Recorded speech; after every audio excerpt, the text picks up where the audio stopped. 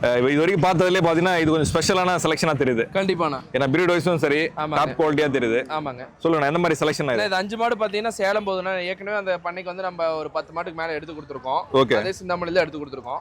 இப்போ அவங்க எடுத்துட்டு போய் ஒரு 6 மாசத்துக்கு மேலே இருக்கும். ஓகே. அடுத்து பார்த்தீங்கன்னா ஒரு 5 மாடு எடுத்திருக்கோம். 5மே டாப் குவாலிட்டி இன்னைக்கு எடுத்ததுல. ஓகே. இது பார்த்தீங்கன்னா 4 பல்லுங்க ஃபர்ஸ்ட் லாக்டேஷன்.